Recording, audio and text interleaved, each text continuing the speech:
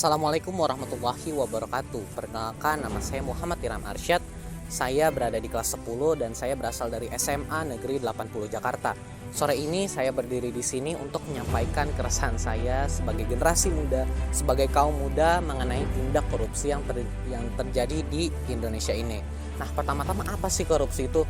Korupsi itu adalah penyalahgunaan kekuasaan atau wewenang untuk kepentingan pribadi atau kepentingan kelompok. Nah, contoh kecilnya gimana? Contoh kecilnya itu misalkan waktu kecil kita disuruh beli beras, beli sabun oleh mamah.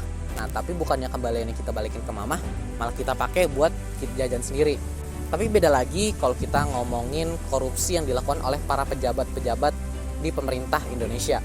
Para pejabat-pejabat yang sudah menyampaikan sumpah mereka untuk melindungi kita sebagai rakyat, untuk mengayomi kita sebagai rakyat, mereka malah terjumus ke sifat ketamakan mereka sendiri. Mereka malah bernafsu untuk memperkaya dirinya sendiri di saat kita rakyat sedang tengah-tengah berjuang, sedang dilanda kesulitan dan berjuang di tengah badai. Mereka malah menggunakan kesempatan ini untuk berfoya-foya. Apalagi kalau dengar kasus yang terjadi tahun lalu, di mana kementerian dan berikut menteri-menteri sosialnya mengambil uang 10.000 dari tiap paket senilai 300.000 yang diniatkan untuk membantu rakyat di tengah kesulitan mereka. Mereka malah menggunakan kesempatan ini untuk mengambil dana yang sudah digelontorkan sekian triliun untuk membantu rakyat yang sedang kesulitan, malah dibuat untuk memperkaya diri sendiri. Apalagi yang lebih lucunya lagi, banyak mantan-mantan narapidana yang mereka sudah terbukti melakukan tindak korupsi dan mereka malah berani dan dipilih sebagai pemimpin dan mencalonkan diri sebagai salah satu anggota DPR atau DPRD. Dan yang lebih memprihatinkan, nilai IPK kita, indeks korupsi kita berada di peringkat 3 tertinggi se-ASEAN. Indeks korupsi kita tertinggi berada di peringkat 90 di antara negara-negara yang ada di dunia ini. Tapi gimana sih cara kita ngatasin tindak korupsi ini?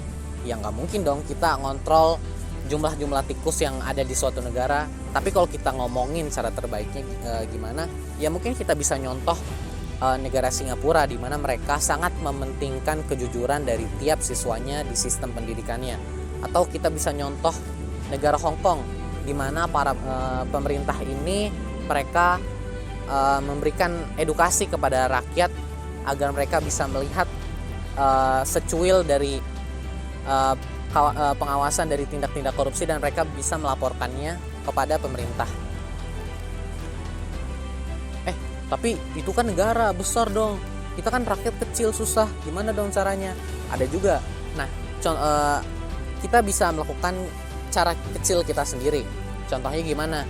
Mungkin kita sebagai pelajar bisa kalau lagi belajar, udah tuh jangan curi-curi waktu buat lihat HP, buat lihat TikTok, buat kesenangan sesaat.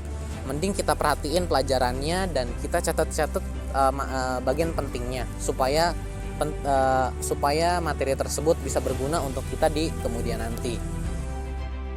Ya mungkin itu hal-hal kecil yang bisa dilakukan kita sebagai rakyat Indonesia untuk mengangkat senjata bagi para musuh yang tidak terlihat ini. Dan semoga kedepannya mungkin kita bisa membangun fasilitas dan infrastruktur yang lebih baik untuk para mereka yang kesulitan, membangun jalan tol atau mungkin membangun rumah sakit yang berskala internasional, dan juga bisa mendirikan sekolah bagi para siswa-siswi yang kurang mampu. Dan pesan saya sebagai generasi muda, janganlah kita maklumi korupsi, karena kita berhak untuk marah, kita berhak untuk berjuang. Karena mereka seenak-enaknya mengambil hak kita dan mencuri hak kita, dan kita jangan cuma berdiam diri. ajaklah kawan-kawan dan teman-teman sekalian supaya bersama-sama kita lawan korupsi ini. Ya sekian itu pesan sekian itu adalah keresahan yang bisa saya sampaikan sebagai generasi muda. Kurang lebihnya mohon maaf. Wassalamualaikum warahmatullahi wabarakatuh.